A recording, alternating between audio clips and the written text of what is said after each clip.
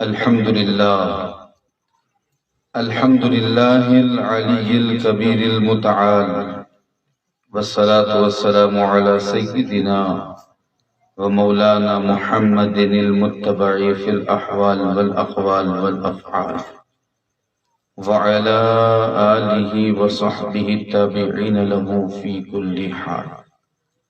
أما بعد، فأعوذ بالله من الشيطان الرجيم. بسم الله الرحمن الرحيم. وَأَنْكِحُوا الْأَيَامَ مِنْكُمْ وَالصَّالِحِينَ مِنْ عِبَادِكُمْ وَإِمَائِكُمْ إِنْ يَكُونُوا فُقَرَاءَ يُغْنِهِمُ اللَّهُ مِنْ فَضْلِهِ. صدق الله مولانا العظيم، وبلغنا رسوله النبي الأمين المكين الكريم، ونحن على ذلك لمن الشاهدين والشاكرين، والحمد لله رب العالمين.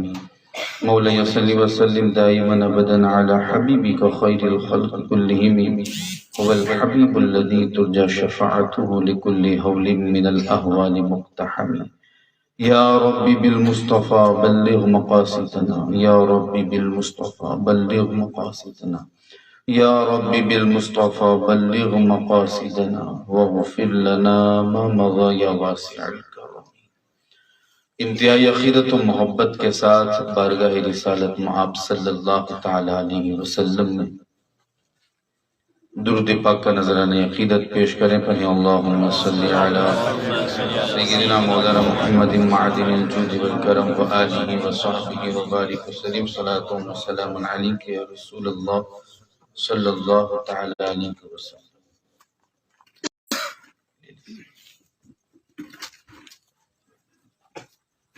ایک بار درود پاک پڑھیں. اللہم صلی علی سیدنا مولانا محمد معدن الجود والکرم وآلہ وصحبہ وبارک وسلم. صلاۃ و سلام علیک یا رسول اللہ صلی اللہ تعالی علیہ وسلم.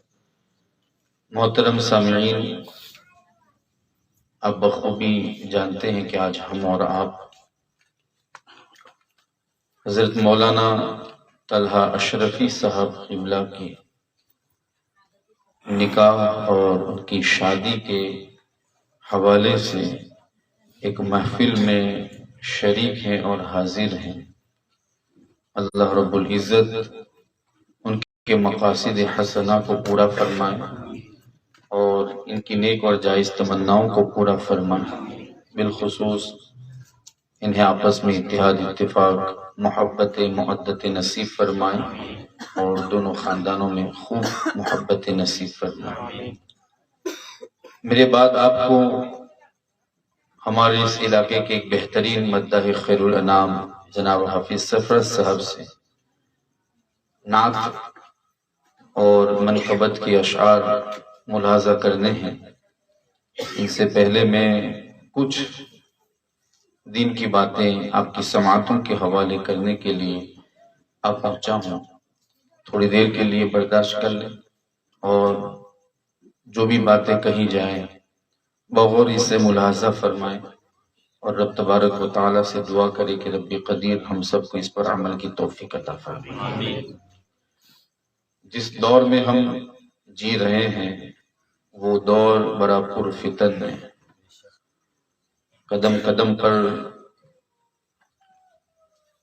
فتنے ہمارا استقبال کر رہے ہیں اور بالخصوص ہمارے ایمان پر حملے بھی ہو رہے ہیں. یہ بڑا پرخطر دور ہے. ایسے دور میں ہم سب کے لیے ضروری ہے کہ ہم اللہ اور اس کے رسول صلی اللہ تعالی علیہ وسلم کے فرامین کے مطابق اپنی زندگی گزارنے کی کوشش کریں. یہ ہمارے لیے بہت اہم ہے اور ہم سب مسلمانوں کو اس بات کی خوشی بھی ہونی چاہیے کہ اللہ رب العزت نے ہمیں مصطفیٰ کریم علیہ السلام جیسی ذات عطا فرمائی اور قرآن جیسی کتاب عطا فرمائی. ہم سب کو نبی کریم صلی اللہ تعالی علیہ وسلم کا دامن مضبوطی سے تھامنا چاہیے اور قرآن مجید والفرقان حمید کا دامن بھی مضبوطی سے تھامنا چاہیے تاکہ اللہ رب العزت ہمیں ایک بہترین معاشرہ، بہترین سماج عطا فرمائے۔ میں نے جس آیہ کریمہ کو اپنا موضوع سخن بنایا ہے، رب تبارک و تعالی اس میں نکاح کرانے کا حکم ارشاد فرما رہا ہے۔ آئیے میں نکاح ایک عظیم سنت اور ہماری نافرمانی ہے، اس حوالے سے کچھ باتیں آپ کی سماعتوں کے حوالے کروں۔ نکاح یقیناً یہ بہت بڑی نعمت ہے۔ اللہ رب العزت نے انسانوں کو پیدا فرمایا تو ان کی فطرت میں ایک جنسی جذبہ عطا فرمایا اور پھر حکم دیا کہ اس جنسی جذبہ کی تکمیل کا انتظام کرو۔ جنسی جذبہ کی جو تکمیل ہوتی ہے اس کے مختلف طریقے ہوتے ہیں۔ ایک تو یہ کہ ہماری فطرت میں وہ جذبہ بھی ودیت کیا گیا اور پھر ہمیں اس کی تکمیل بھی کرنی، یعنی ہمیں اس کو پورا بھی کرنا ہے۔ اب اگر ہم اس دور کا جائزہ لیں تو ہمیں 3 طرح کے لوگ ملتے ہیں اس جنسی جذبے کی تکمیل کی خاطر۔ ایک وہ ہے جو بالکل اس سے الگ ہو چکا ہے، جنہیں ہم جوگی اور راہب کہہ سکتے ہیں، کہ وہ اس بات پر تلے ہیں کہ ہمیں کچھ نہیں کرنا، بلکہ ہمیں اس دنیا کے حوالے سے اور جس طریقے سے آج ہم جو زندگی گزار رہے ہیں اس حوالے سے ہمیں زندگی نہیں گزارنی۔ بالکل انہوں نے اپنے نفس پر پتھر رکھ دیا اور راہبانہ زندگی گزار رہے ہیں، اور وہ یہ سمجھتے ہیں کہ اس طریقے سے اس جنسی جذبے کی تکمیل ہوگی۔ ایک طبقہ وہ ہے جو بالکل آزاد ہو چکا ہے اس حوالے سے اور جہاں چاہے منہ مارتا ہے اور اس جنسی جذبے کی تکمیل کا وہ ارادہ کرتا ہے اور اپنا کام پورا کرتا ہے۔ لیکن قربان جاؤں مصطفیٰ کریم علیہ السلام اور رب تبارک و تعالیٰ کے اس فرمان پر کہ اللہ رب العزت نے ہم مسلمانوں کو اسی جنسی جذبے کی تکمیل کی خاطر نکاح کا حکم عطا فرمایا۔ انسان کو پیدا کیا، جنسی جذبہ بھی دیا، ودیت کیا، ان کی فطرت میں رکھا، اور پھر اللہ رب العزت نے ہمیں اس جنسی جذبے کی تکمیل کی خاطر نکاح کا بھی حکم دیا، اور یہ نکاح اس قدر عظیم ہے کہ وہ نبیوں کی سنت میں شامل ہے۔ اللہ رب العزت نے قرآن میں کئی جگہوں پر اس حوالے سے خوشی کا اظہار بھی فرمایا اور ساتھ ہی ساتھ نکاح کا حکم دیا اور نکاح کی تاکید کی۔ بلکہ اللہ رب العزت نے اس نکاح کے حوالے سے تو قرآن میں اس آیت کریمہ کو بھی نازل فرمایا کہ جنہوں نے اپنے رب سے دعا کی تھی کہ مالک ہمیں بیویاں عطا فرما اور ہمیں اولاد عطا فرما، اور ان دونوں کے ذریعے ہمیں اپنی آنکھوں کی ٹھنڈک عطا فرما۔ اللہ رب العزت کو یہ جملہ ان کا اتنا پسند آیا کہ رب تبارک و تعالیٰ نے اس کو قرآن کی آیت کے طور پر نازل فرمایا۔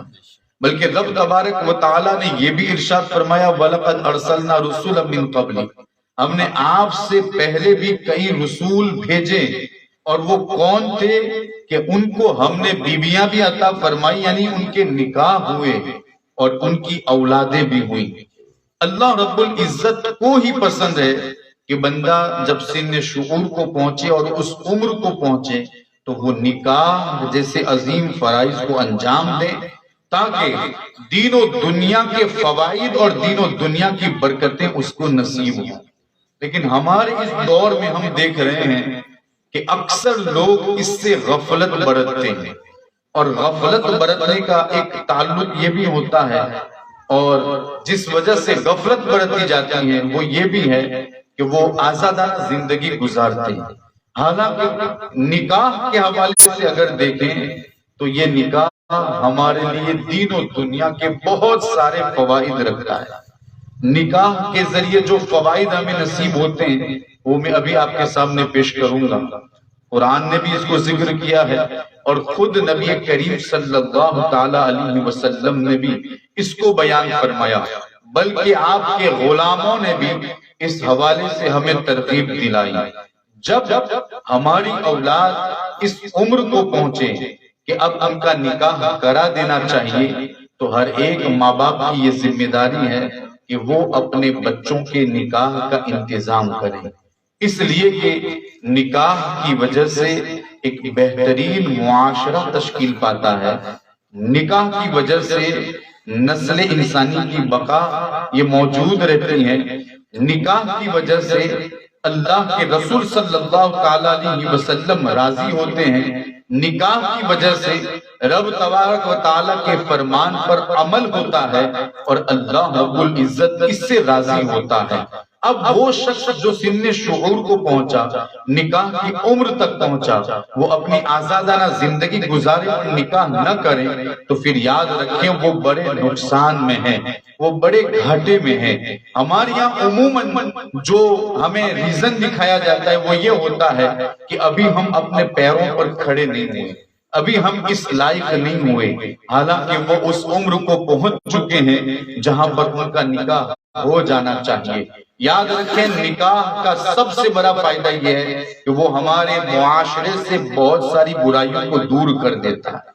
نکاح کی وجہ سے ہمارے معاشرے سے گندی باتیں دور ہو جاتی ہیں، غلط کام دور ہو جاتے ہیں، ایک بہترین معاشرہ نصیب ہوتا ہے، ایک بہترین سماج نصیب ہوتا ہے۔ لیکن اگر حضور کے فرمان پر عمل نہ کر کے اپنے خواہشات پر عمل کرتے ہوئے کوئی نکاح سے دور رہے تو وہ بہت بڑے نقصان میں ہیں اور بہت بڑے گھاٹے میں ہیں وہ۔ اور پھر وہ جو ریزن ہے وہ یہ ہے کہ ابھی ہم اتنا نہیں کمائے ہیں کہ جتنا کہ ہم نکاح کے تعلق سے رکھ سکتے ہیں اور کما سکتے ہیں۔ حالانکہ اگر ہم مسلمان ہیں تو پھر ہمارے لیے قرآن کافی ہے، قرآن کی آیتیں کافی ہیں، رب کا فرمان کافی ہے، نبی کریم صلی اللہ تعالی علیہ وسلم کا فرمان کافی ہے۔ اب یہ اس لیے بھی ہوتا ہے کہ ہمارے معاشرے میں نیت نئے رواج نے جنم لے لیا ہے، رواجوں نے اس طرح سے جنم لیا ہے کہ شریعتیں چھوٹ رہی ہے، مصطفیٰ کریم کی سنتیں چھوٹ رہی ہیں۔ اور یہ جو کہا جا رہا ہے کہ ہم ابھی اتنا جمع نہیں کر پائے کہ ہم نکاح کر سکیں، یہ اسی وجہ سے ہے کہ ہمارے یہاں جو رواج ہے، ہمارے سماج نے جس کو جنم دیا ہے وہ بہت خطرناک ہے، یہاں تک کہ فضول خرچی پر مشتمل بھی ہے اور شریعت سے دور کرنے والے بھی ہیں۔ حالانکہ ایک مسلمان کو یہ معلوم ہونا چاہیے کہ اللہ رب العزت نے اس کو رواجوں کا پابند نہیں بلکہ اس کو شریعت کا پابند بنایا ہے، اس کو سنتوں کا پابند بنایا ہے، اس کو یہ حکم دیا ہے کہ تمہیں میرے مصطفیٰ کریم علیہ السلام کے فرمان پر عمل کرتے ہوئے تمہاری زندگی گزارنی ہے، اپنی زندگی گزارنی ہے۔ نبی کریم صلی اللہ تعالی علیہ وسلم کے احکامات پر عمل کرتے ہوئے تمہیں اپنی زندگی گزارنی ہے، تمہیں رواجوں کو نہیں دیکھنا۔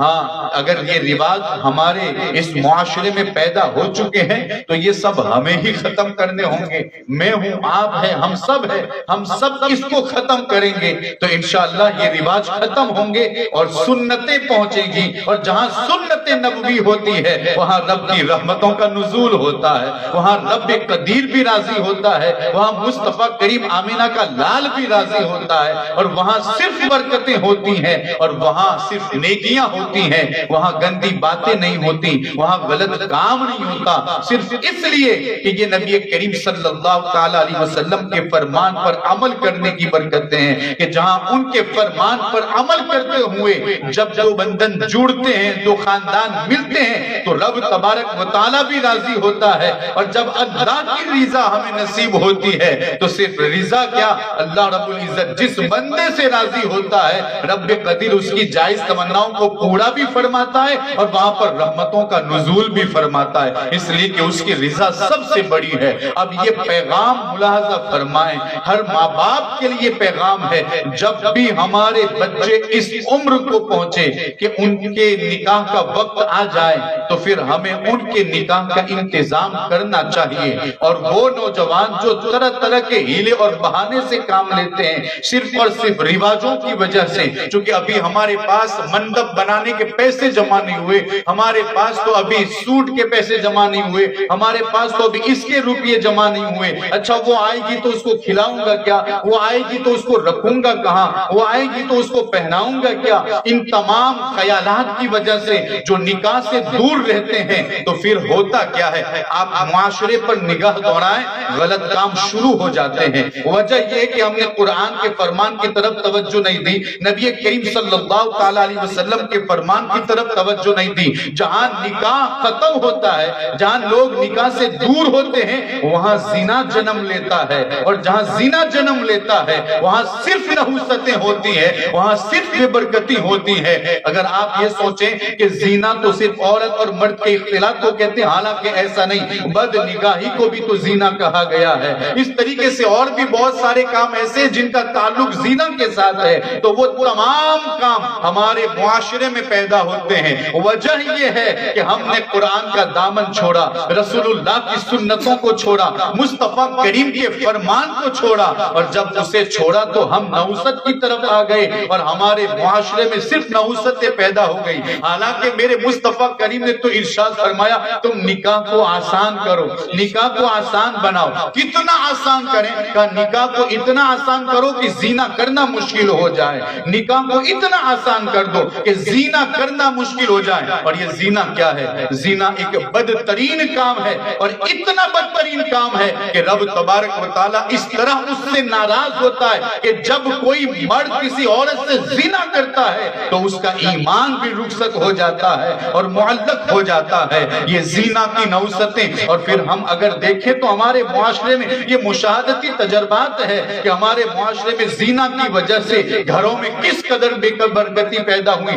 لاکھوں کماتے ہیں، ہزاروں کماتے ہیں، بلکہ کروڑوں بھی ہمیں نصیب ہو گئے، کروڑوں بھی ہمیں مل گئے، لیکن آج وہ کروڑوں بھی ختم ہو گئے صرف اور صرف بدنگاہی کی وجہ سے، صرف اور صرف غلط کاموں کی وجہ سے، صرف اور صرف زنا کی نحوست کی وجہ سے۔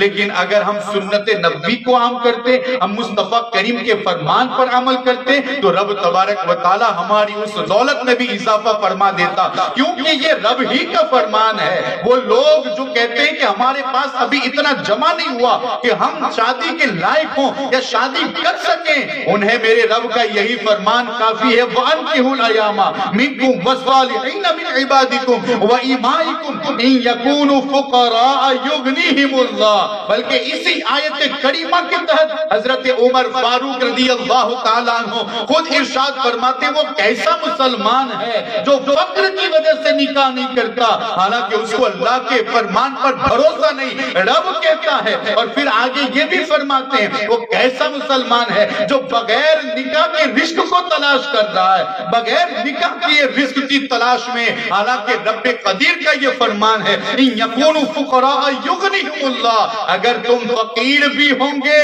تو نکاح کی برکت سے رب تبارک و تعالیٰ تمہیں مالدار بنا دے گا، تمہیں مالدار بنا دے گا۔ نکاح کرو، رب تبارک و تعالیٰ نے نکاح میں برکتیں رکھی ہے۔ زنا سے دور رہو، بدنگاہی سے دور رہو، اس لیے کہ یہ نحوست ہے، نحوست، اور اس میں صرف یہ برکتی ہے جہاں نکاح ہوتا ہے وہاں رب کی رحمتوں کا نزول ہوتا ہے۔ بلکہ نکاح کی محفل کے بارے میں امام اعظم ابو حنیفہ رضی اللہ تعالی عنہ کے ذات کی طرف یہ قول منسوب ہے کہ فرماتے ہیں کہ جس محفل میں نکاح ہو تو یہ محفل اس قدر عظیم ہے کہ 1000 رکعت نماز نفل ادا کی جائے، اس سے بہتر ہے کہ نکاح کی محفل میں شریک ہوا جائے۔ یہ نکاح کی برکتیں ہیں، برکتیں۔ اور پھر رب قدیر خود فرماتا ہے اگر تمہارے پاس دولت نہیں تو پھر اس میں تمہیں گھبرانے کی بھی ضرورت نہیں ہے، تمہیں پریشان ہونے کی ضرورت نہیں ہے۔ نان و نفقہ پر اگر آپ قادر ہیں تو پھر تمہیں نکاح کر لینا چاہیے۔ حالانکہ ہم دیکھتے ہیں ایک وہ شخص جو یقیناً پہلے غریب ہوتا ہے، بلکہ ہمارے محلوں میں آج ایسے اشخاص موجود ہیں ایسے افراد موجود ہیں کہ نکاح سے پہلے ان کے پاس کچھ بھی نہیں تھا، بلکہ خود ان کے کھانے کے لانے پڑتے تھے، وہ خود محتاج تھا، لیکن جب نکاح کر کے آیا تو رب قدیر صرف اسی کو رزق نہیں دیا، اس آنے والی کا رزق بھی اسے عطا فرمایا، اور اب بہترین زندگی ان کی گزر رہی ہے۔ اور کیوں نہ ہو، ان اللہ لا یخلف المیعاد، یہ اس رب کا فرمان ہے جو وعدہ خلافی نہیں کرتا۔ اللہ رب العزت اپنے وعدے سے منہ نہیں پھیرتا، اس کا جو وعدہ ہوتا ہے بندہ عمل کرتا ہے، یہاں رب کا وعدہ پورا ہوتا ہے۔ اب یہ اس پر کچھ مثالیں میں آپ کے سامنے پیش کروں۔ ہمارا معاشرہ اس قدر ابتر حالت کی طرف جا رہا ہے کہ اللہ اکبر، میں تو جہاں بھی جاتا ہوں یہ ریکویسٹ اور یہ درخواست ضرور کرتا ہوں، نکاح کرو تو نکاح کو آسان کرو اور غریبوں کو دیکھ کر نکاح کرو، تاکہ تمہارا یہ نکاح کرنا جو آج فضول خرچیوں پر مشتمل ہو جاتا ہے، آپ دیکھیں نا، ہزاروں خرچ کیے جاتے ہیں، لاکھوں روپے ایک ایک شادی میں خرچ کیے جاتے ہیں۔ ارے یار، افسوس تو اس بات پر ہوتا ہے اگر کسی کے پاس ہو پھر بھی اس کو اتنی اجازت نہیں کہ وہ فضول خرچی کرے، لیکن افسوس ہوتا ہے ہمارے مسلمان بھائیوں پر، نہیں ہوتا ہے تو دوسروں سے قرضہ لے کر کرتے ہیں، نہیں ہوتا ہے تو لون لیتے ہیں، نہیں ہوتا ہے تو دوسروں کے وہ محتاج ہوتے ہیں۔ پھر کیا ہوتا ہے، یہ 2 دن کی خوشی ان کی پوری زندگی پر بھاری پڑتی ہے، ادھر شادی ختم ہوتی ہے، پھر وہی منگتے آنا شروع ہو جاتے ہیں، آج اتنا یہ لینے کے لیے آیا، آج وہ لینے کے لیے آیا۔ پھر کیا ہوتا ہے، جھوٹ پر جھوٹ، کل دے دوں گا، پرسوں دے دوں گا، ارے کس کے دیے اور کس کے باقی رکھے۔ کبھی گھر میں ہوتا ہے تو بیٹے سے کہتا ہے بیٹا جا بول دے میرا باپ گھر پہ نہیں ہے۔ یار میرے مصطفیٰ کریم نے تو بہت پہلے بتایا تھا، نکاح تمہیں مہنگے کرنے کی ضرورت نہیں ہے، نکاح تو تمہارے لیے اتنا آسان، کتنا آسان ہے، ذرا اندازہ لگائیں، نکاح کے وقت مہر ضروری ہے، لیکن اس مہر کے بارے میں بھی اگر ہم دیکھیں اور غور و فکر کریں تو پھر یار مچل جاتے ہیں کہ یہ اسلام کتنا آسان مذہب ہے، یہ اسلام کس قدر پیارا مذہب ہے، یہ مسلمانوں کو کیسا عظیم درس دیتا ہے کہ نکاح کے وقت اگر مہر کے حوالے سے اگر ہم دیکھیں تو اگر آپ کے پاس ہے تو اس وقت دے سکتے ہیں، اور اگر آپ کے پاس مہر کے بھی روپے نہیں تو اور راضی ہے اگر آپ کے قرضے کے حوالے سے تو آپ اس کو قرض رکھتے ہوئے بھی نکاح کر سکتے ہیں۔ یہ نکاح کا معاملہ ہے، بلکہ اس پر میں مثالیں کچھ پیش کروں۔ نبی کریم صلی اللہ تعالی علیہ وسلم کے دور میں نکاح کرنے پر دیر نہیں لگتی تھی، بلکہ وہاں تو حالات یہ تھے کہ اگر کسی عورت کوئی بیوہ ہو جاتی تو ابھی تو وہ عدت نہیں گزارتی تھی کہ اس کے کئی رشتے آ جایا کرتے تھے، وہاں پر عمریں بھی نہیں دیکھی جاتی تھی، وہاں پر نہ مرد کی عمر دیکھی جاتی تھی نہ عورت کی عمر دیکھی جاتی تھی، بس وہ دونوں راضی ہونے چاہیے۔ اگر وہ دونوں راضی ہو جاتے، آپ دیکھیں حضرت اسامہ بن زید رضی اللہ تعالیٰ عنہ، حضرت اسماء بنت امیس یا فاطمہ بنت قیس، وہ آئی حضور کی بارگاہ میں، کہا حضور میرا نکاح فلاں شخص کے ساتھ کر دیجئے، میں آپ سے مشورہ طلب کرتی ہوں کیا میں ان لوگوں کے ساتھ نکاح کروں؟ میرے مصطفیٰ کریم نے اپنا چہرہ نیچے کر لیا، پھر سر اٹھایا اور ارشاد فرمایا کہ اگر تم مجھ سے مشورہ لیتی ہوں تو میں ان تینوں کو منع کرتا ہوں، میں تمہیں یہ کہتا ہوں کہ اسامہ بن زید سے تم نکاح کر لو۔ کہتے ہیں کہ اسامہ بن زید عمر میں بہت کم تھے اور وہ بہت عمر رسیدہ تھی، لیکن ان کا نکاح ہو گیا صرف اس لیے کہ یہ نکاح کرانے والے کوئی اور نہیں، آمنہ کے لال تھے، میرے مصطفیٰ کریم تھے۔ اور یاد رکھیں اللہ رب العزت کی ذات کے بعد ہم غلاموں پر سب سے زیادہ رحم فرمانے والی اگر کوئی ذات ہے تو وہ آمنہ کے لال کی ہے۔ مصطفیٰ کریم نے جب وہ نکاح کرایا تو خود وہ کہتی ہیں میں عمر رسیدہ تھی، اسامہ چھوٹے تھے عمر میں، لیکن ہماری زندگی ایسے گزری جیسے لوگ ہم عمر گزارا کرتے ہیں، ہماری زندگی میں کبھی کوئی الجھن پیدا نہیں ہوئی، نہ آپسی چپکلش پیدا ہوئی، وہ مجھ سے خوش تھے میں ان سے خوش رہی ہوں، اور پھر اسی طریقے سے ہماری زندگی گزرتی گئی۔ اور پھر میں آپ کو بتاؤں، حضور علیہ السلام کی بارگاہ میں ایک عورت آئی، اس عورت نے آ کر کہا کہ حضور آپ مجھ سے نکاح کر لیجئے یا کسی اور سے میرا نکاح کرا دیجئے۔ حضور نے اپنا چہرہ نیچے کر لیا، پھر ایک صحابی وہاں پر پہنچے اور انہوں نے کہا حضور میرا نکاح ان سے کر دیجئے۔ اب نبی کریم صلی اللہ تعالی علیہ وسلم نے ان کی طرف دیکھا تو پھر حضور راضی ہو گئے، کہا تمہارے پاس جو کچھ ہے وہ لے آؤ۔ اب حضور علیہ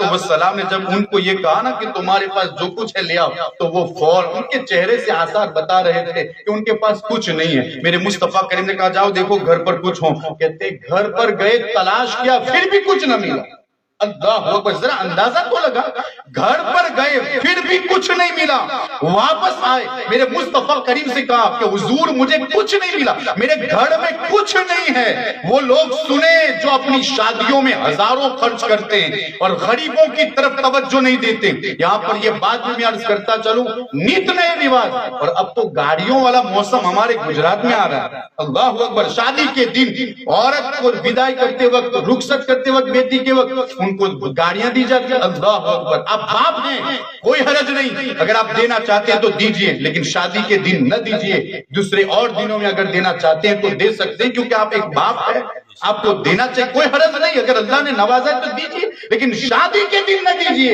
اس لیے کہ اگر شادی کے دن دیں گے تو پھر یہ ہوگا کہ وہ رواج ہوتا ہے، پھر یہ بھی ہوگا ہمارے محلے کی وہ لڑکی جو غریب ہے اور غربت کی زندگی گزار رہی ہے، باپ تھیلا لے کر نکلتا ہے، کچھ بیچتا ہے تو رات کے کھانے کا انتظام ہوتا ہے، اور پھر حالت یہ ہوتی ہے ہمارے رواجوں کی وجہ سے کہ وہ باپ رات ہوتی ہے تو کمبل اوڑھ کر آنسو بہاتا ہے کہ میری بیٹی جوان گھر میں ہے لیکن اس کا کوئی رشتہ نہیں آتا۔ رشتہ کیوں نہیں آتا؟ صرف اس لیے نہیں آتا کہ وہ غربت کی زندگی گزار رہی ہے۔ یہ سب کچھ ہمارے نت نئے رواجوں کی وجہ سے ہے۔ دیکھیں نا، ایسے ایسے رواج کہ شریعت سے کوئی تعلق نہیں۔ ہمارے یہاں جب بیٹی کی رخصتی ہوتی ہے سارا سامان باہر رکھ دیا جاتا ہے لوگوں کو دکھانے کے لیے، میں نے یہ بھی دیا یہ بھی دیا۔ یہ کیا ضرورت ہے بھائی؟ آپ کی بیٹی ہے، آپ دے سکتے ہیں، کوئی حرج نہیں ہے، آپ اس کے مالک ہیں اور آپ کو جو دینا ہو دیجئے، لیکن ضرورت کی چیزیں آپ دیجئے، کوئی حرج نہیں ہے۔ لیکن یہ کیا بات ہوئی کہ لوگوں کو دکھاتے ہوئے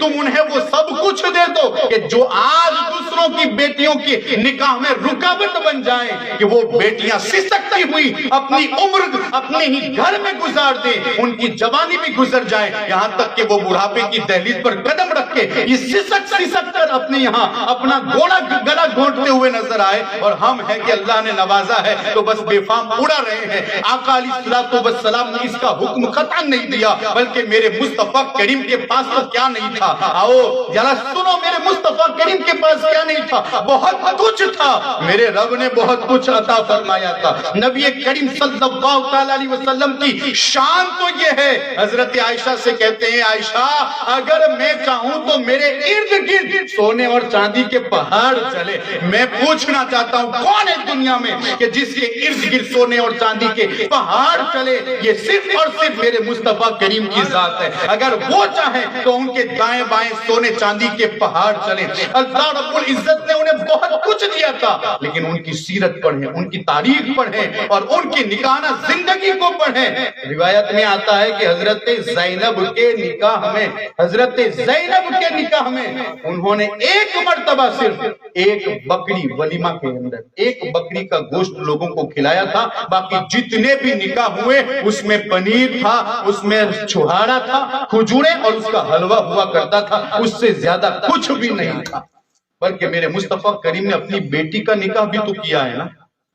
ہم سب کچھ پڑھتے ہیں، یہ کیوں بھول جاتے ہیں؟ سب کچھ پڑھتے ہیں، ہم یہ کیوں بھول جاتے ہیں؟ حضور علیہ السلام اگر ہاتھ اٹھا دیتے تو رب تبارک و تعالیٰ جنت سے جوڑے بھیجتا، لیکن حضور علیہ السلام نے ان کی رخصتی کے وقت جو کچھ دیا وہ سیرت میں آج بھی لکھا ہے، وہ سب کچھ ہماری نظروں کے سامنے موجود ہے۔ تو وہ عورت حضور کی بارگاہ میں آئی اور کہا کہ حضور میرا نکاح کرا دیں، تو پھر اس شخص سے کہا کہ جاؤ دیکھو تمہارے گھر میں کچھ ہے تو لے کے لاؤ۔ جب وہاں پر آئے کہا حضور کچھ بھی نہیں، کہا تمہارے پاس لوہے کی انگوٹھی بھی نہیں، کہا وہ بھی نہیں۔ اچھا یہ دیکھیں یہاں کمال کی بات یہ ہے کہ یہ کہنے کے بعد نکاح رکا نہیں، نکاح نہیں رکا۔ میرے مصطفیٰ کریم نے پوچھا انگوٹھی بھی نہیں؟ کہا نہیں۔ کہا تمہیں قرآن یاد ہے؟ کہا مجھے قرآن تو یاد ہے۔ کہا اسی قرآن اس کو سکھانے کے عوض میں تمہارا نکاح اس کے ساتھ کر دوں۔ نعرہ رسالت، نداء اسلامی، نعرہ تکبیر، نعرہ رسالت۔ یہ نبی کریم صلی اللہ تعالی علیہ وسلم کے دور کا نکاح ہے۔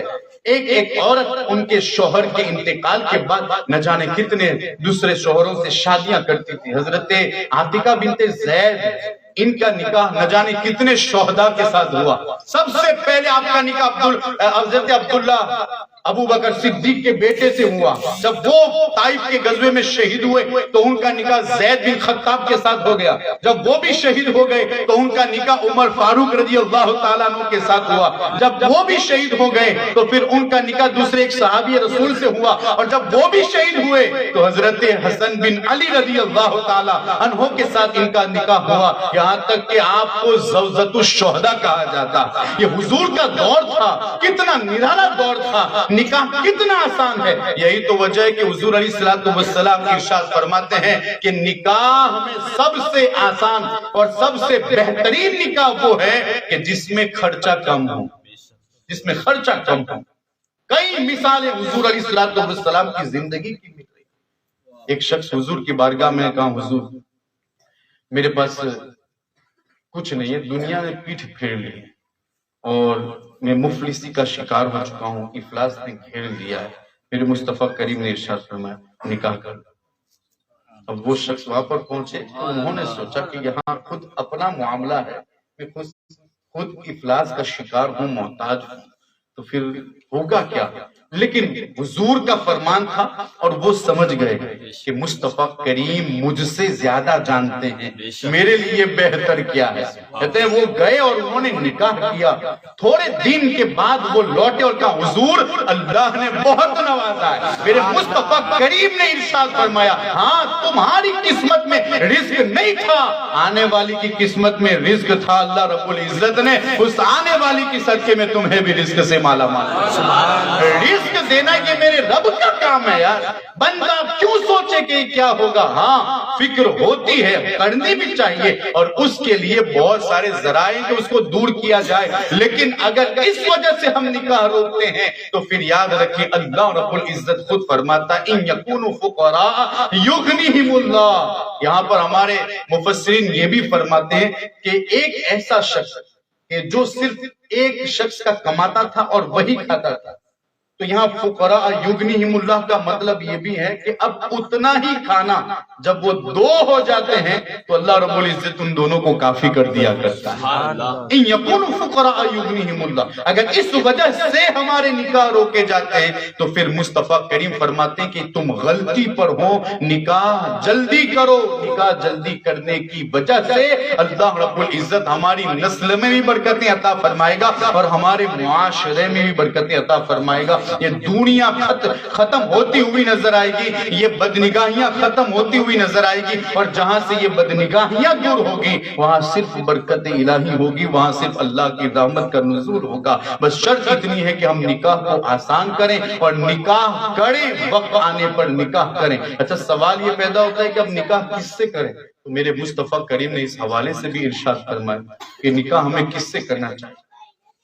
निकाह नबी करीम सल्लल्लाहु ताला अलैहि वसल्लम इरशाद फरमाते हैं, सुने तवज्जो के साथ सुने, निकाह किससे होना चाहिए, इधर उधर मुंह न मारे। निकाह उससे कीजिए जिसके हवाले से मेरे मुस्तफा करीम ने अपना फरमान जारी किया। लोग हसब को देखकर, नसब को देखकर, जमाल को देखकर, दौलत को देखकर निकाह करते हैं। हजरत अबू हुरैरा से ये नसीहतें होती हैं। हालांकि हजरत अबू हुरैरा रज़ी अल्लाह ताला ये असहाब सुफ़ा में से कहते हुजूर ने फरमाया कि लोग हसब नसब और जमाल और दौलत को देखकर निकाह करते, खूबसूरती को देखकर निकाह करते हैं, और दीन को देखकर निकाह किया जाता है। ये चार मेयार हैं। अबू हुरैरा तुम हमेशा दीन देखकर निकाह करना।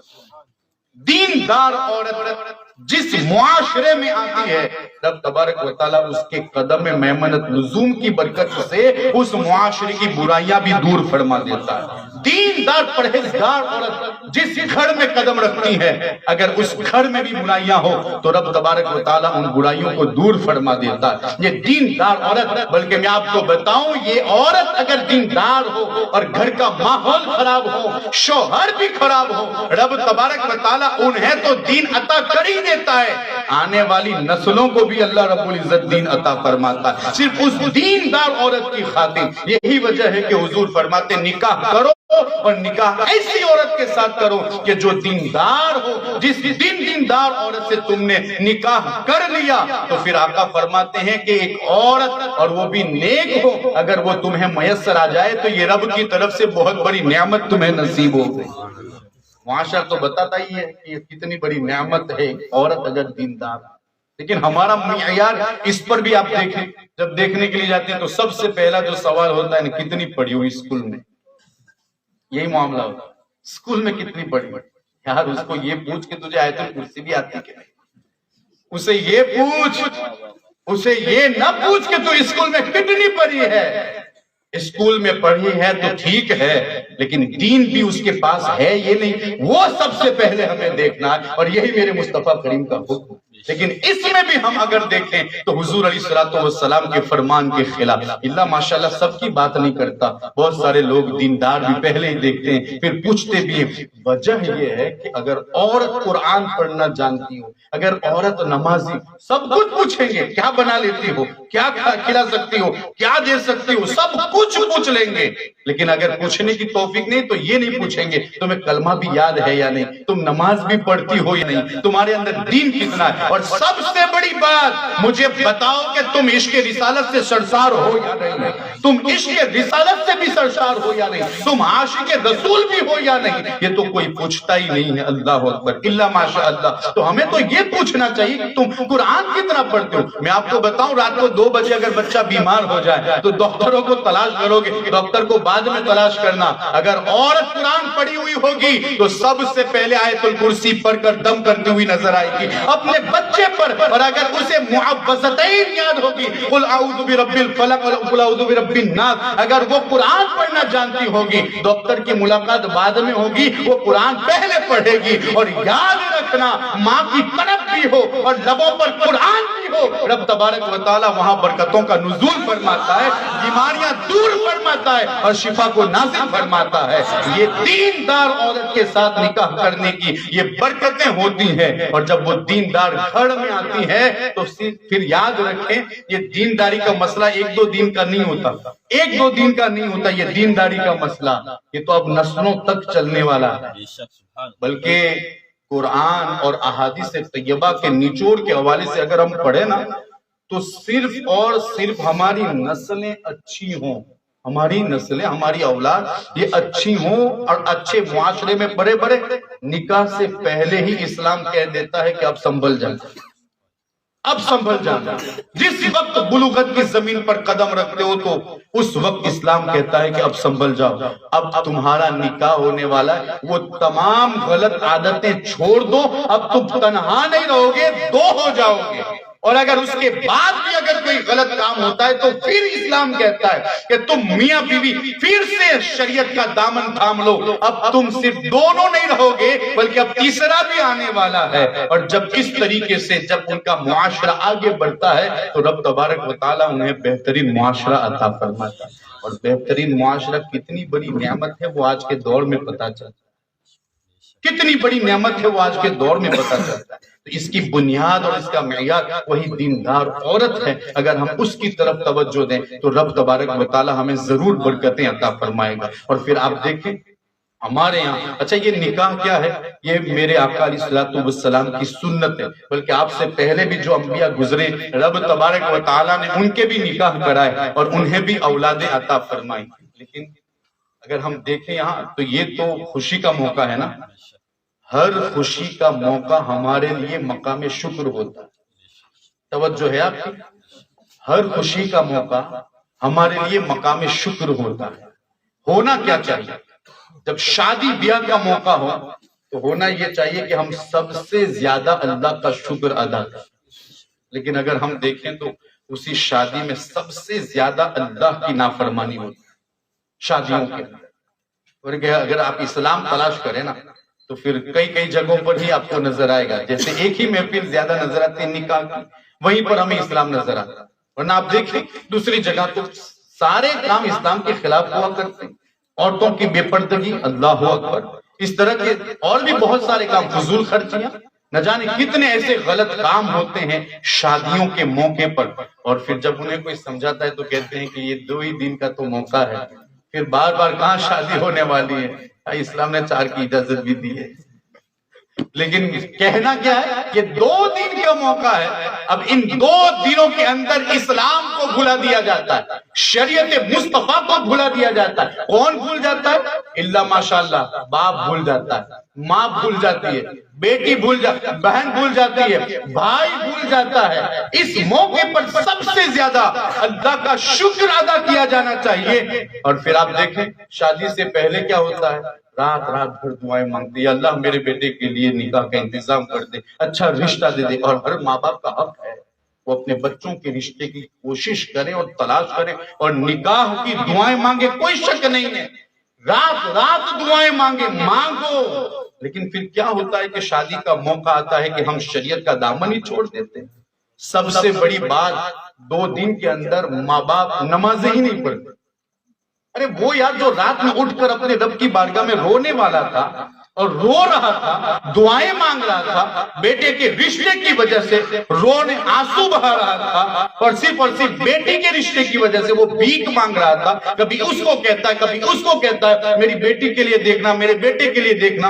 اور جیسے ہی جب رشتہ طے ہو جاتا ہے تو اللہ کو بھی بھول جاتا ہے, رسول اللہ کو بھی بھول جاتا ہے. نمازوں کو چھوڑ دینا. ہونا تو یہ چاہیے کہ جب رشتہ طے ہو جائے اس وقت بھی, اور جس دن نکاح ہو شادی ہو اس وقت بھی سب کچھ چھوٹ جائے, شریعت کا دامن نہ چھوٹنے پائے. اس لیے کہ یہ رب تبارک و تعالیٰ کی بارگاہ سے ہم نے دعائیں مانگ کر یہ رشتہ ہم نے مانگا تھا اور طلب کیا تھا, اور آج اگر وہ رشتہ طے ہو چکا ہے تو پھر ہم شریعت کو کیوں چھوڑیں. ہمیں شریعت کا دامن تھامنا چاہیے اور سب سے زیادہ اللہ کا شکر ادا کرنا چاہے کہ میرے مالک تیرا شکر و احسان ہے کہ تو نے میرے بیٹے کے لیے بیٹی کا انتظام کر دیا, ایک بیٹی کا انتظام کر دیا اور بیٹی کے لیے بیٹے کا انتظام کر دیا. ہمارے لیے یہ سب سے بڑا المیہ ہے کہ شادی کے موقع پر ہم اللہ رب العزت کے شکر ادا کرنے کے بجائے سب سے زیادہ اس کی نافرمانی کرتے ہیں. اللہ رب العزت ناراض ہوتا ہے, بھول جاتے ہیں, ہم سب کچھ بھول جاتے ہیں اور وہ کر بیٹھتے ہیں. ہماری عورتوں کا کیا کہنا, اللہ اکبر. مائیں اور بہنیں بیٹھی ہیں تو ان کو بھی کچھ بتاؤں کہ ہم یہ جو کچھ کر رہے ہیں وہ شریعت کے خلاف.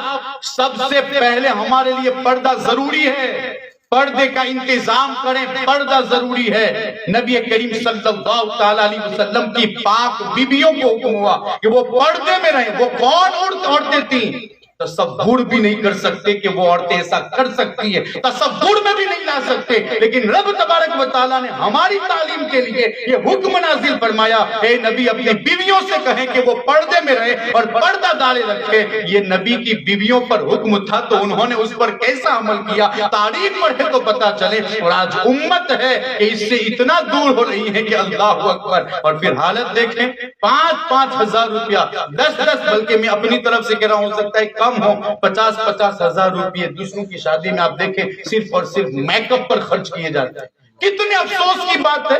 رب تبارک و تعالیٰ کا رزق کھائیں اور اسی کا رزق, اور اس نے جو یہ نعمت عطا کی ہے نکاح کی, اور اسی نعمت نکاح پر شکر ادا کرنے کے بجائے وہی گناہ پر گناہ کرتے جائیں. اللہ اکبر. یہ اللہ رب العزت کو ناراض کر دینے والی بات ہے. اور عورتوں سے خصوصی گزارش کروں گا, رب تبارک و تعالیٰ خوب جانتا ہے, بہتر جانتا ہے کہ کون کی صورت میں اچھا ہے. اللہ رب العزت نے جو تمہیں صورت دی ہے اسی پر اکتفا کریں, جو جمال دیا ہے اسی پر اکتفا کریں.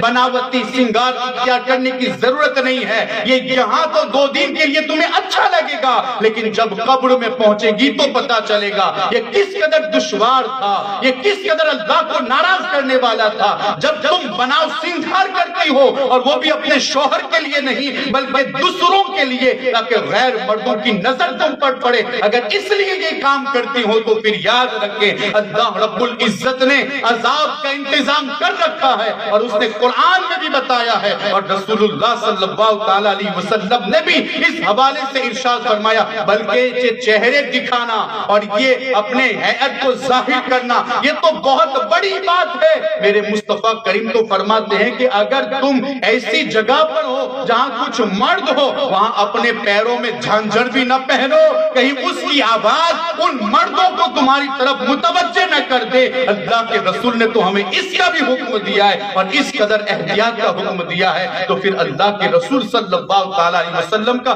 کہ فرمان کا لحاظ رکھیں, پردہ اختیار کریں. اور کچھ مائیں اور بہنیں تو ایسی ہوتی ہیں پہلے پردہ کرتی ہیں, جب شادی کا موقع ہوتا ہے تو ان کے چہروں سے بھی پردے ہٹ جاتے ہیں.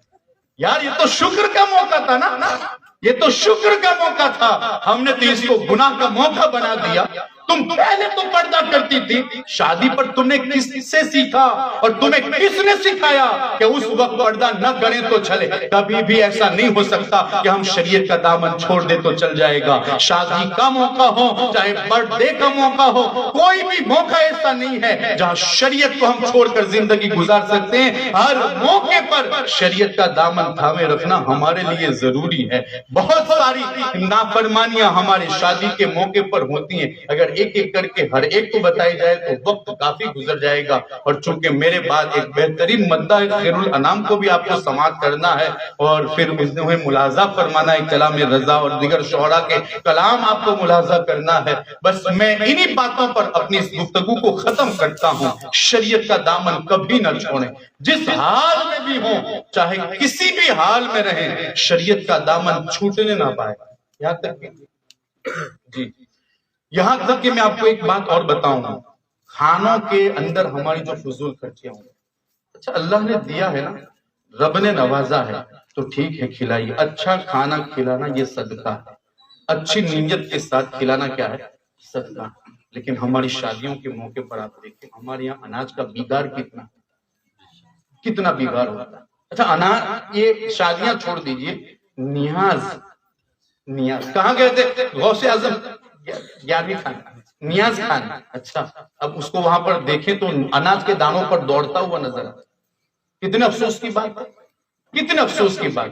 شادی کے موقع پر تو الحمدللہ سب کے لیے بنا ہوتا ہے تو لوگ ناپ کا اتارتے ہیں, لیکن جہاں نیاز اور یہ کہا جائے نا کہ مختصر دیگیں ہیں, وہاں پر آپ دیکھ لیجئے کیا ہوتا ہے. وہاں مومن کی دریا دلی دیکھ لیجئے, ان کے رحم دلی دیکھ لیجئے, گویا کہ اس نے کبھی کھایا ہی نہیں ہے اور کبھی اس کو ملنے والا بھی نہیں. یہ آخری کھانا ہے اس کا, بس یہ اس کا آخری کھانا ہے, اس کے بعد اس کو کھانا میسر نہیں ہوگا. ایسی کیفیت ہمارے یہاں نیازوں میں ہو جاتی ہے, ہمارے یہاں شادیوں میں ہو جاتی ہے, اور اس کی وجہ سے اناج میں بگاڑ پیدا ہوتا ہے. آؤ میں آپ کو بتاؤں, ہم جو پلیٹوں میں اور یہ تھالوں میں چھوڑ کر چلے جاتے ہیں نا, اس کو معمولی نہ سمجھنا. پلیٹ میں بھی وہ دانا جس کو ہم کھا سکتے ہیں اور وہ ہمارے لیے نقصان دہ نہیں ہے, تو اس کو بھی کھانا یہ ہمارے لیے ضروری ہے. اس لیے کہ جو یوں ہی چھوڑ کر چلا جاتا ہے تو وہ پلیٹ بھی اس کے لیے اور وہ اناج کا دانا بھی اس کے لیے بد دعائیں کرتا ہے. ہمارے پاس بہت کچھ تھا, ہم نے کھو دیا, آج ہم خود محتاج ہو گئے. ذرا غور کریں, اس کا ریزن یہ تو نہیں کہ ہم نے اناج کی بھی حرمتی کی, اناج کو پیروں تلے روندا ہے ہم نے, اناج کو یوں ہی ضائع کیا. اور یہ تو چونکہ بھروچ کا علاقہ ایک سرخیز علاقہ ہے, ہریالی والا علاقہ ہے, اللہ رب العزت نے یہاں نوازا ہے. اگر کسی کے پاس نہیں ہوتا نا تو دوسرے کے ذریعے اس کا انتظام ہو جائے. لیکن آپ فلسطین کی سرزمین پر جائیں, چھوٹے بچے ایک ایک دانے کے لیے ترس رہے ہیں. جب کوئی بانٹنے کے لیے آتا ہے تو لوگ انہیں چھوڑنے کے لیے تیار نہیں. بچوں کے پاس پہننے کے لیے کپڑے نہیں, پینے کے لیے پانی نہیں ہوتا, اور کھانے کے لیے اچھی غذائیں نہیں ہوتی.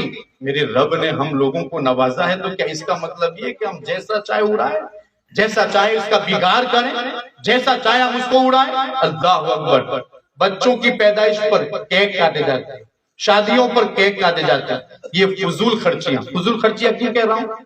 کھانا یہ ہمارے لیے جائز ہے, کوئی حرج نہیں, لیکن کھائیں تو ہمارے یہاں تو برتھ ڈے ہو یا پھر شادی کا کیک ہو, اس پر تھوڑا سا کھاتے ہیں, باقی سب لوگوں کے چہروں پر ملا جاتا ہے. یہ فضول خرچیاں, یار کب تک فضول خرچی کرتے رہیں گے؟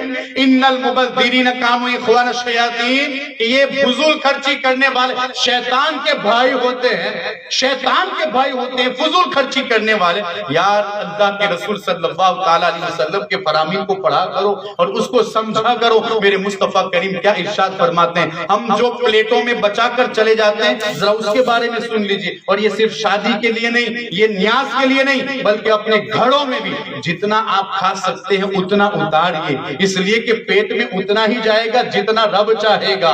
کوشش کرنے کے باوجود بھی اگر میرا رب نہیں چاہتا کہ تم ایک دانہ بھی اپنے پیٹ میں ڈالو, نہیں مل سکتا, جتنی کوشش کر لو. اور اگر جو دانہ ہمارا پیٹ کے لیے ہوگا, رب تبارک و تعالی ہم کہیں پر بھی ہوں گے, اللہ رب العزت وہ ہمیں ضرور عطا فرمائے گا. ناپ کا اتارے اپنے پلیٹ میں اور پورا کر سکے اتنا اتارے, کھائے سکے اتنا نہ اتارے، اس لیے کہ اگر کوئی اس کو پورا نہیں کرتا اور بگاڑتا ہے تو پھر یاد رکھے مجنون اولاد بھی مجنون ہونے کا اندیشہ ہے۔ نبی کریم صلی اللہ تعالی علیہ وسلم کی حدیث مبارکہ کا مفہوم ہے، جو شخص اپنے پلیٹ کو صاف کرتا ہے اللہ رب العزت اس کی تنگی کو دور فرما دیتا ہے، اور اس کی اولاد اور اس کی اولاد کی اولاد کو مجنون ہونے سے محفوظ فرما دیتا ہے، پاگل ہونے سے محفوظ فرما دیتا ہے۔ یہاں تک کہ مامون رشید کی بارگاہ میں حضرت حذیفہ رضی اللہ تعالیٰ عنہ موجود تھے، ان کے دسترخوان پر تو آپ نے کھانا کھانے کے بعد پلیٹ چاہتا، جیسے آج کل ہمارے یہاں یہ تھنکنگ ہے۔ بھروچ میں ایک ہوٹل میں ہمارے ایک دوست کھانے کے لیے گیا تو اس کے ساتھی کہتے ہیں جب وہ پلیٹ صاف کرنے لگا، کہا کہ یار یہ دیکھو یہ کیسا آتا ہے، اس نے دیکھا نہیں ہے یار، تو پلیٹ چاٹنا یہ تو میرے آقا کی سنت مبارکہ ہے، لوگ اس سے بھی واقف نہیں ہے یار۔ اور اگر کوئی غیر یہ بات کہے تو ماننے میں آتی ہے، مسلمان یہ کہے کہ تم نے کھانا نہیں دیکھا، اللہ اکبر۔ حضرت حذیفہ کھانا کھانے سے فارغ ہو گئے تو انہوں نے بھی اپنے پلیٹ کو صاف کیا، تو مامون رشید کی وہاں پر نظر پڑی، اور جب نظر پڑی تو انہوں نے کہا حضور آپ بھوکے ہیں؟ آپ بھوکا نہیں، لیکن میں نے اپنے آقا علیہ الصلوۃ والسلام کا یہ فرمان سن رکھا ہے کہ پلیٹ میں ایک دانہ بھی نہیں چھوڑنا چاہیے۔ جو پلیٹ صاف کر لیتا ہے اور اللہ کا شکر ادا کرتا ہے، رب تبارک و تعالیٰ اس کی تنگی کو دور فرما دیتا ہے، اس کی مفلسی کو دور فرما دیتا ہے۔ ابھی یہ بات چل رہی تھی کہ مامون رشید نے اشارہ کیا اپنے خادم کو، تو وہ سمجھ گیا، پہلے سی بات ہوئی ہو یا جو بھی ہو، کہتے ہیں کہ وہ آیا اور ایک تھیلی لے کر، اس تھیلی میں 1000 دینار تھے، درہم چاندی کے ہوتے ہیں، دینار سونے کے ہوتے ہیں، کہا 1000 دینار اس تھیلی میں تھے۔ تو پھر جب وہ وہاں پر پہنچا تو اس وقت مامون رشید نے اس کو ہاتھ میں لیا اور ہاتھ میں لے کر حضرت حذیفہ کو دے رہا ہے، کہا حضور یہ میری طرف سے تحفہ قبول فرما لیں۔ یہ تھیلی ہاتھ میں پکڑنے کے بعد حضرت حذیفہ فوراً مسکراتے اور کہتے ہیں دیکھو یہ سنت مصطفیٰ پر عمل کرنے کا یہ نتیجہ اور اس کی برکتیں مجھے دسترخوان پر ہی نظر آ گئی۔ میں نے تو اپنے آقا کی سنت ادا کی تھی اور میرے آقا کی یہ سنت ہے کہ پلیٹ کے دانے کو صاف کیا جائے، میں نے تو حضور کی سنت پر عمل کیا تھا، میرے رب نے دسترخوان سے اٹھنے بھی نہ دیا اور اس سے پہلے 1000 دینار عطا فرمایا۔ حضور کی سنت میں برکتیں ہیں، ہمارے رواجوں میں برکتیں نہیں ہیں، اس لیے ہمیں اپنے رواجوں کو چھوڑنا چاہیے۔ وہ تمام رواجیں جو ہمیں جہنم کی طرف لے جائیں ہمیں اس کو ختم کرنا چاہیے۔ اور ایک بات، بس آخری بات، ہمارے یہاں ایک ماحول ہے کہ اگر ہلدی لگائیں تو بھابھی ہی لگا سکتی ہے، کوئی اور نہیں لگا سکتا۔ ہمارے یہاں یہ ماحول، عورتیں خاص کر کے یہ کہتے ہیں نا دوسرا نہیں لگا سکتا، صرف اور صرف بھابیاں لگا سکتی ہے۔ یار جس چیز سے اللہ کے رسول نے دور رہنے کا حکم دیا وہ اتنی ہی اچھی طرح سے ادا کیا جاتا ہے، اتنی اچھی طرح، اتنا اہتمام اللہ اکبر صرف اور صرف ایک ناجائز کام کے لیے، ناجائز کام کے لیے اتنا بڑا اہتمام بھابیاں ہی لگا سکتی ہیں۔ حالانکہ حضور تو فرماتے ہیں کہ دیور موت ہے، موت ہے، ہر بھابی کو اس سے دور رہنا چاہیے، بلکہ کسی بھی غیر مرد کو، غیر محرم عورتوں کو ایک دوسرے سے اختلاط کرنا جائز نہیں ہے، نہ ایک دوسرے کو چھونا جائز ہے۔ اور یہاں پر ہلدی کے نام پر کیا کیا ہوتا ہے، اللہ کی پناہ، یہ ساری نافرمانیاں یہ ہمیں جہنم کی طرف لے جانے والی ہیں۔ اس لیے رواجوں کو چھوڑیے۔ ہمارے اسلاف کیا کرتے تھے، ہمارے بوڑھوں، ہمارے پروج کیا کرتے تھے، ان تمام چیزوں کو شریعت مصطفیٰ کے سامنے رکھتے، قرآن اور حدیث کے سامنے رکھتے۔ اگر ان کا ٹکراؤ اگر حدیث سے یا پھر کسی بھی قرآن کی آیت سے ہوتا ہے تو پھر رواج کو چھوڑ دیجئے، چاہے وہ کتنے ہی سالوں سے کیا جاتا ہو، اس لیے کہ ہمارے لیے وہی کرنا جائز ہے جو قرآن اور حدیث سے ہمارے لیے ثابت ہے۔ رواج اگر اس سے ٹکراتا ہے تو پھر ہمیں رواج کو چھوڑنا ہوگا، ہمیں حدیث کا دامن پکڑنا ہوگا، تو وہ تمام رواج کہ جو ہمیں جہنم کی طرف